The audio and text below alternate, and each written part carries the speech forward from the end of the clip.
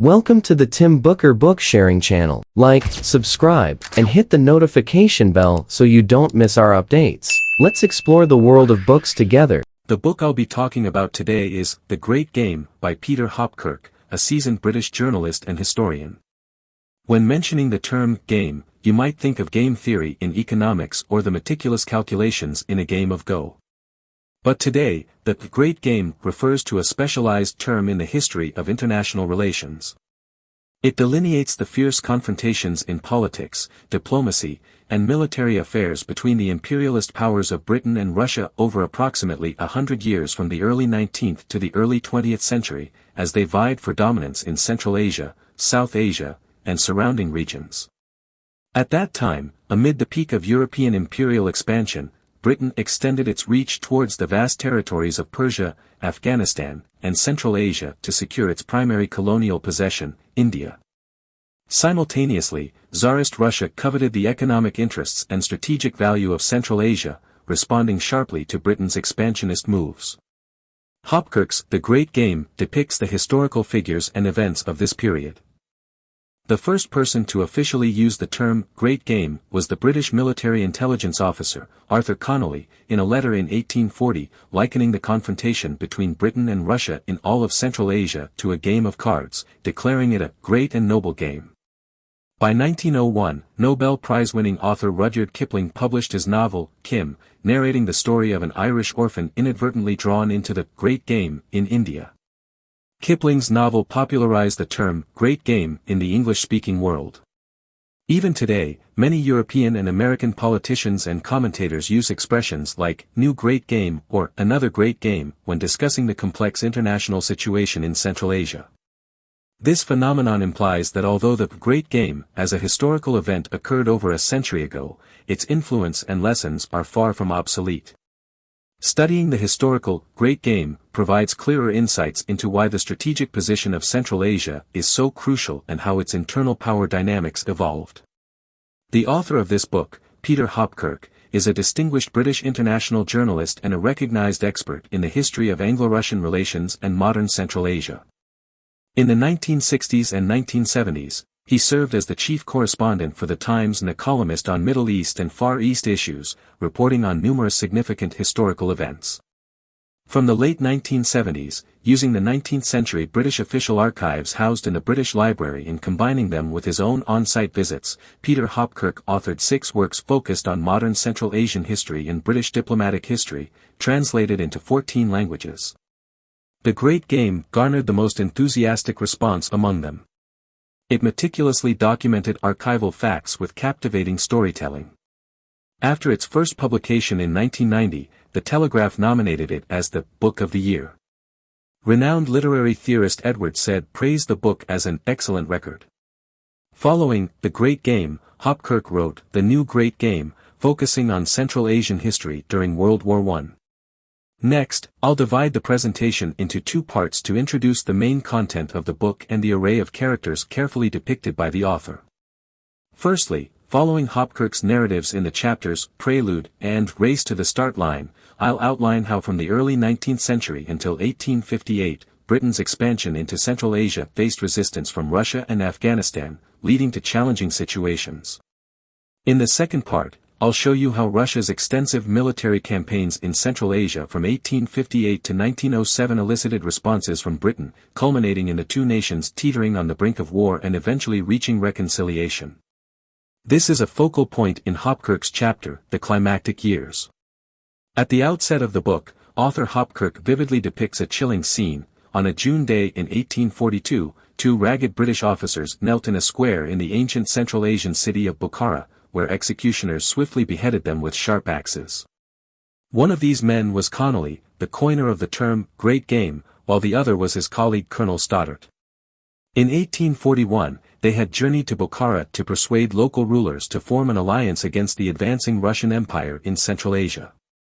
However, the Bukharan rulers rejected their proposal, imprisoning and later publicly executing the 2 Britons.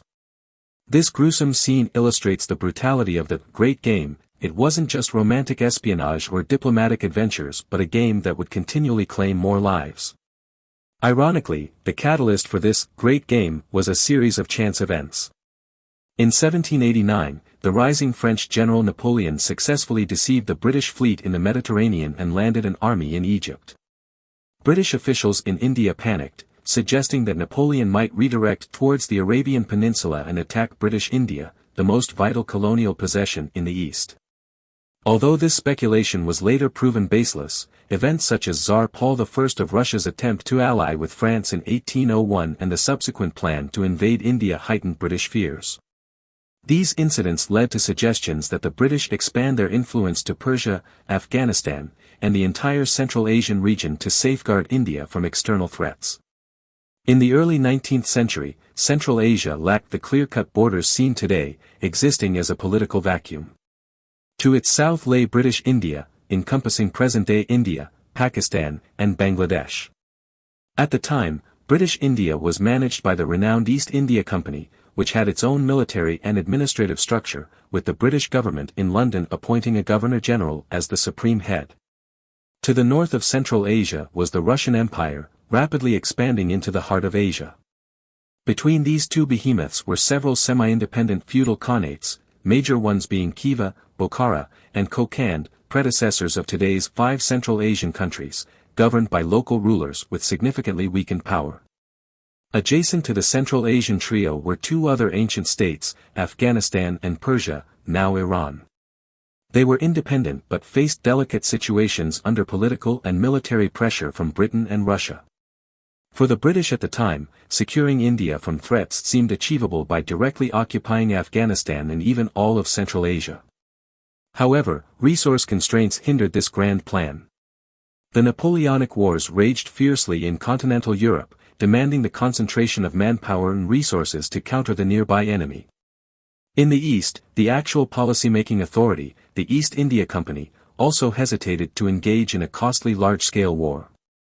Thus, in the initial phase of the Great Game, Britain mainly dispatched spies and adventurers to engage unfamiliar Central Asian rulers, persuade them to ally with Britain, and gather political and military intelligence across the region. From 1810 to 1829, as Hopkirk put it, the prelude to the Great Game unfolded. A group of spies and intelligence personnel dispatched by the East India Company achieved substantial gains. Captain Christie, disguised as a horse dealer, infiltrated the ancient Afghan city of Herat in 1810, learning about the strategic fortress's customs and people. Another British officer, Lieutenant Henry Pottinger, delved into Persia, established contacts with local rulers, and observed Russian penetration in Persia. Pottinger later played a crucial role in modern Chinese history. He served as the British plenipotentiary in the latter stages of the First Opium War and was appointed the first governor of the British colony of Hong Kong. Britain's covert espionage activities quickly alerted Russia. After the end of the Napoleonic Wars in 1815, Britain and Russia emerged as leading superpowers in continental Europe. However, Russia's actions in Europe were constrained by the Quadruple Alliance, preventing direct annexation of other countries' territories. Consequently, Russia turned its attention eastward, leading to confrontation with Britain. Initially, the focus of contention was the Persian kingdom. On this front, Russia scored significant victories, compelling the Persian Qajar dynasty to sign the Treaty of Turkmenchay in 1828, ceding a vast swath of southern Caucasus, comprising present-day Georgia, Azerbaijan, and Armenia, to Russia. This move greatly unsettled the British government and the East India Company. Starting from 1829, Britain dispatched more spies and adventurers, attempting to ascertain whether Russia would directly invade India. Consequently, the Great Game entered a phase of rapid escalation. The pivotal figure ushering in this new phase was Connolly, who met a tragic fate in 1842. Starting in the autumn of 1829, he spent a year and a half traversing the desolate desert between the Persian border, crossing the Caucasus and the Khyber Pass, meticulously surveying Russian troop deployments, the political stances of various local rulers, and military fortifications en route. Connolly concluded that if Russia aimed to invade India via land, it would either start from the ancient city of Khiva, known as Khwarezm, passing through Kabul to reach the Khyber Pass, or invade from Persia, seizing Herat first, then advancing towards the Bolan Pass. Both routes required traversing the fragmented territories of Afghanistan. For the British, the wisest strategy was to foster a new central authority in Afghanistan to provide military and financial support, acting as the first line of defense against a Russian invasion. Consequently, Afghanistan became the primary battleground of the Great Game. In pursuit of Connolly's plan, in 1832, Lieutenant Burns of the Political Department of the East India Company journeyed to Kabul, meeting the most influential tribal leader in Afghanistan, Dost Muhammad Khan. Khan was an honorific title for many tribal chieftains in Central Asia. At that time, Dost Muhammad Khan controlled the capital and several major cities of Afghanistan but had not been formally recognized as Emir, or king. Burns believed that supporting this leader aspiring to unify Afghanistan would be most advantageous for Britain. However, the proposal was rejected by Lord Auckland, the Governor-General of British India, who assumed office in 1836, as Dost Muhammad Khan sought to capture Peshawar under Sikh rule, an ally of Britain. To replace the ambitious Dost Muhammad Khan, Lord Auckland found an exiled Afghan noble, Shuja, a former king ousted by Dost Muhammad Khan. The promise was that the East India Company would send troops to assist him in reclaiming the throne. In 1838, Lord Auckland also issued the belligerent Simla Manifesto, openly declaring Britain's intent to forcibly overthrow Dost Muhammad Khan's regime. Dost Muhammad Khan turned to Russia for help, leading to an outbreak of a full-scale war. Here, you'll notice that although Britain at the time possessed global colonies, the central government in London managed these distant territories loosely. The early policies of Britain in the Great Game were primarily formulated by the East India Company. The company relied solely on a handful of young spies and adventurers for direct intelligence. Plans devised this way were bound to be hasty and subjective. Moreover, these less cautious plans were often overruled by Lord Auckland, who was even more ignorant of the actual situation. It was in this presumptuous atmosphere that the British hastily launched a war against Afghanistan. In December 1838, a massive British Indian force of over 45,000 troops entered the Bolan Pass, marking the start of the First Anglo-Afghan War. In the initial phase of the conflict, the British, wielding immense firepower, almost effortlessly captured Kabul in less than 10 months, installing Shuja on the throne. In November 1840, Dost Muhammad Khan was coerced into surrendering and later exiled to India.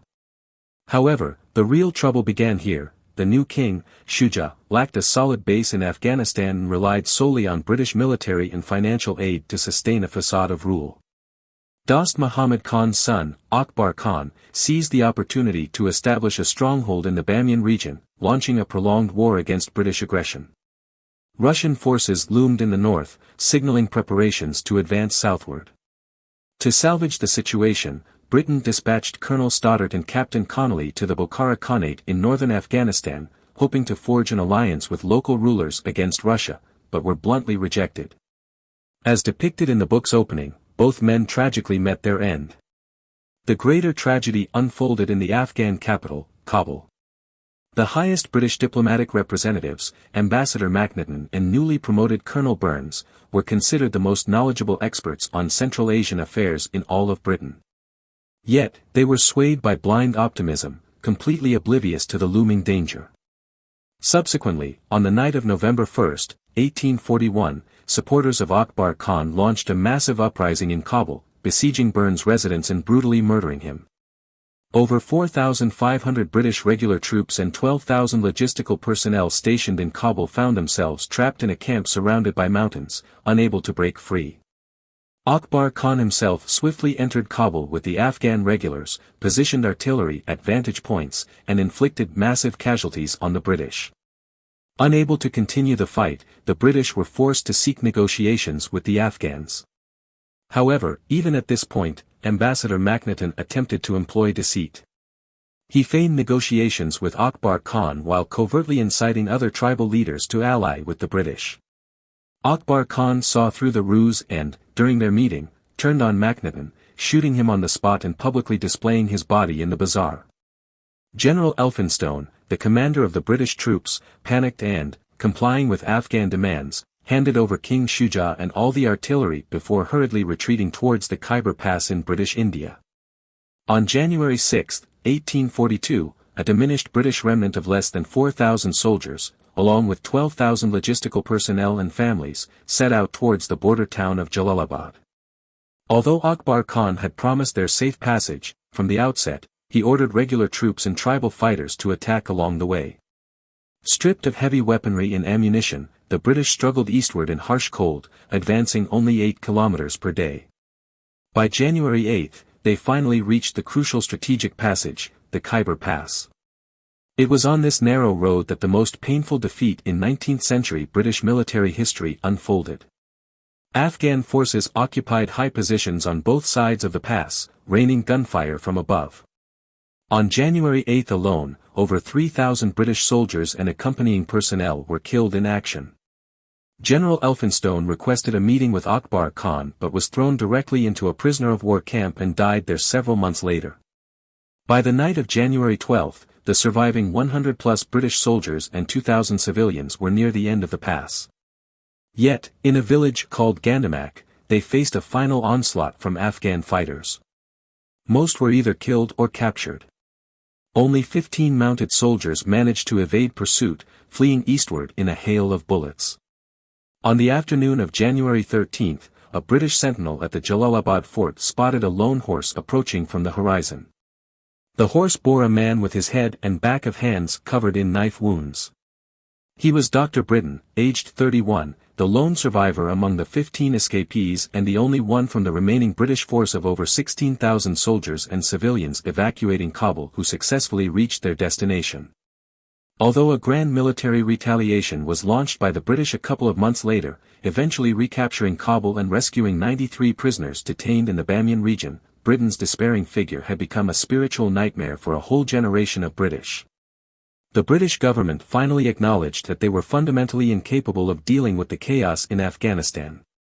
Dost Muhammad Khan was sent back to Kabul, where he confined his son, Akbar Khan, and reclaimed the throne, ruling Afghanistan until 1863. In 1858, the East India Company handed over the administration of British India's colonial territory to the British government and gradually withdrew from colonial activities in Asia. While the early protagonists, the most active adventurers in the British Great Game, perished during or around the conclusion of the First Anglo-Afghan War, the realm of espionage and diplomacy continued, despite the Great Game itself drawing to a close. So, there you have it, the initial phase of the Great Game, detailing the contest between Britain and Russia across Persia, Afghanistan, and Central Asia. During these decades, Britain was remarkably active, while Russia primarily engaged through political infiltration and bribery, indirectly participating in the Great Game. After suffering heavy blows from the First Anglo-Afghan War, British foreign policy began to adopt a more cautious approach, leading to a rare period of relaxation in Anglo-Russian relations. However, with Russia's disastrous defeat in the Crimean War in 1856, the attention of the Tsarist government turned back to the east. At that time, there emerged an ambitious group of adventurers in Russia who sought personal glory through outward expansion and held extremely hardline positions. The leading figure among these Russian adventurers was Count Nikolai Ignatieff. He played a significant role in the Second Opium War, earning great credit for Russia's annexation of vast territories in the Far East. In 1858, Ignatieff led a substantial mission to conduct comprehensive reconnaissance in the two Central Asian Khanates of Bukhara and Khiva.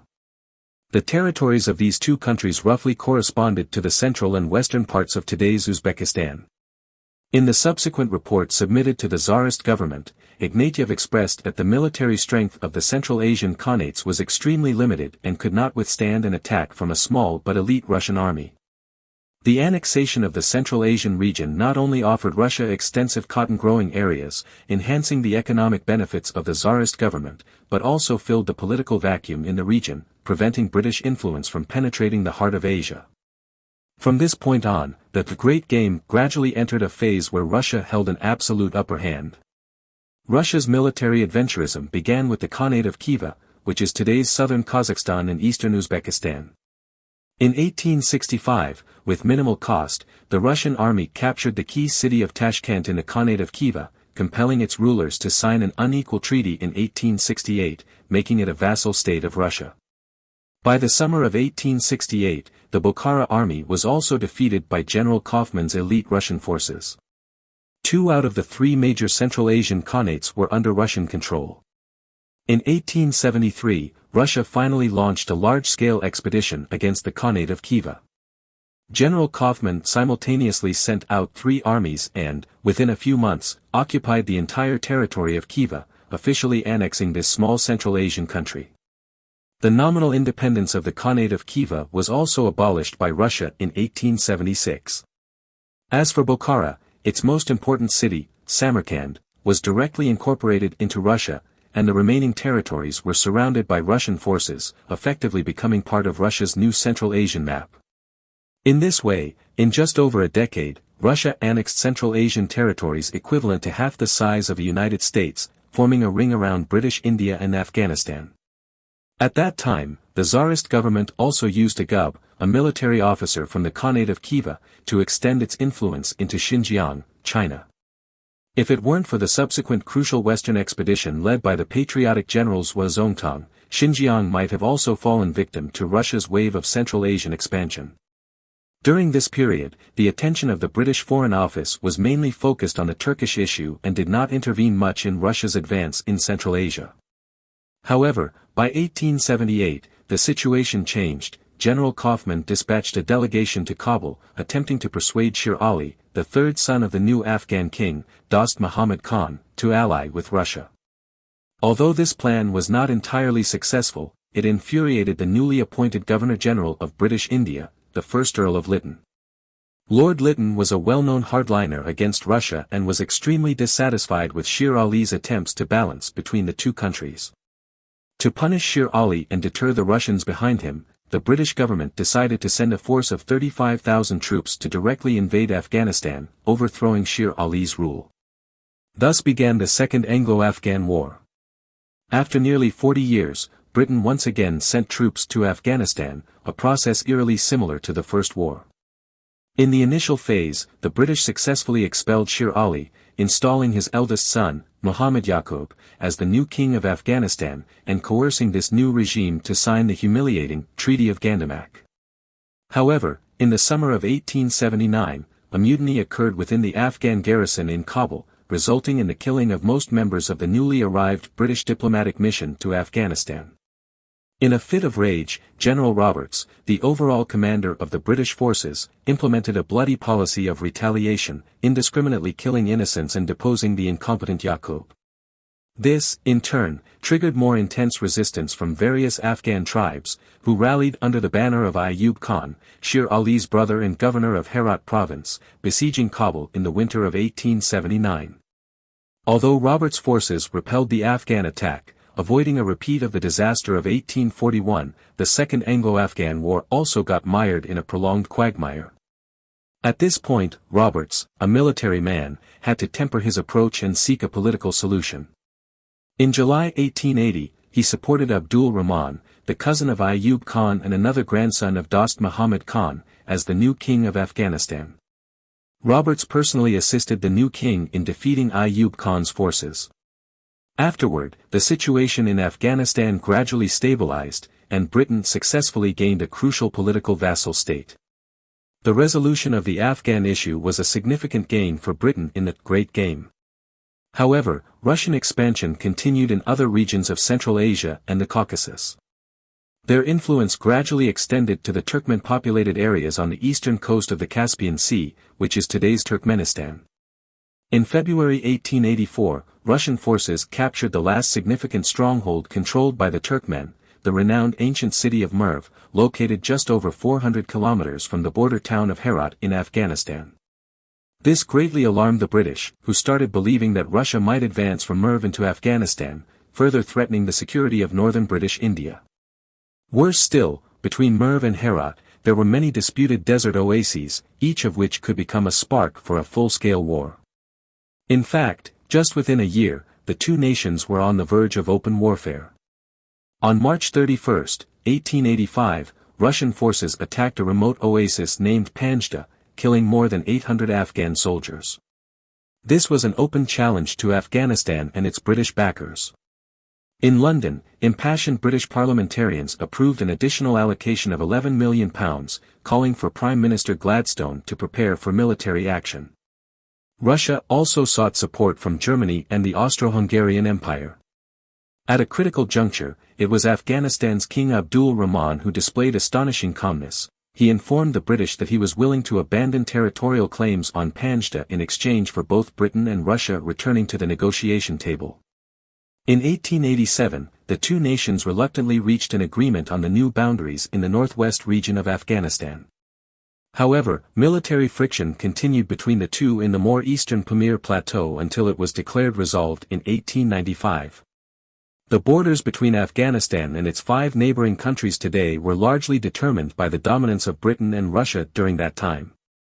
As the 20th century began, Britain's strategic focus gradually shifted from overseas back to Europe, and the momentum of continuing the Great Game began to wane. On the other hand, Russia, having suffered a disastrous defeat in the Russo-Japanese War, was eager to end the prolonged strategic standoff in Central Asia to redirect its military resources elsewhere. On August 31, 1907, the two countries finally signed the historic Anglo-Russian Treaty in St. Petersburg, turning enemies into friends. The treaty defined the spheres of influence for both nations in Central Asia and the entire Near East. Russia acknowledged Afghanistan as within the sphere of influence of Britain, while Britain recognized Russia's effective annexation of the 3 major Central Asian khanates. Both parties pledged not to annex directly the Tibetan region of China and the independent Persian kingdom. However, in Persian territories, each country had its exclusive control zones. Thus, after nearly a century of twists and turns, consuming countless lives, the eventful Great Game finally drew to a close. Alright, here's the main content of Peter Hopkirk's The Great Game and the historical timeline covered in the book. As a meticulous historian, Hopkirk referenced numerous previously unpublished government archives and historical documents, ensuring every record in this book is meticulously sourced. Therefore, among the numerous publications on the history of the Great Game, this book holds comparatively high credibility. Of course, the most captivating aspect of The Great Game lies in the vivid portrayal of Central Asian adventurers by the author. In the chapters Prelude and The Contest Unfolds, Hopkirk focuses on the deeds of 6 or 7 British adventurers such as Arthur Connolly, Charles Stoddart, and Arthur Burns. They disguised themselves as merchants, traversing between ancient cities and fortresses recorded in historical texts, while actively contributing to British Central Asian policies. While Hopkirk acknowledges the imperialistic tint in these individuals' personal endeavors, he emphasizes that their series of challenging explorations significantly augmented the British understanding of the history, culture, and political landscape of Central Asia, a rare feat among Europeans at that time. In the chapter The Climax, Hopkirk also delineates the figures of British Orientalist experts like Hayward and Rawlinson. Together with their adversaries, such as Russia's Ignatiev, they formed the protagonists of the Great Game. However, Hopkirk doesn't stop at superficial praise. He calmly points out that this Great Game was a result of European imperialism reaching a pathological stage in the 19th century. Driven by concerns for the security of British India, Britain invaded Afghanistan without hesitation. To secure Afghanistan's safety, they also started focusing on Merv. The insatiable ambitions led to escalating conflicts akin to a snowball effect. This pathological and irrational behavior permeated nearly every involved party. Whether it was the complacency of Macnaghten and Burns or the obstinacy of Earl Auckland and Earl Lytton, the underlying cause was the deep-rooted arrogance of European imperialism. They failed to grasp the intricate political background of Central Asia, repeatedly acted recklessly, and hastily formulated or overturned diplomatic policies, ultimately leading to the painful cost borne by numerous people. In the book's conclusion, Hopkirk sharply points out that although the historical event of the Great Game has long passed, real-world hegemonists have not learned from it. In December 1978, right by the grave of the British adventurer Moorcroft, Soviet troops poured into Afghanistan, initiating a costly aggressive war. After the 2001 9/11 incident, the United States invasion of Afghanistan repeated the mistakes made by Britain in the 2 Anglo-Afghan wars. The graveyard where fallen British soldiers of the Second Anglo-Afghan War lie buried still stands in Kabul's Sherpur district, reminding people of the cost of blind expansionism. That sums up the essence of this book. Congratulations, you've just completed another book. Thank you all for your support and attention. Please subscribe to the Tim Booker channel, like, and share this valuable knowledge with your friends. Let's combine wisdom with practice to achieve our financial goals and create a better future together. Thank you, goodbye.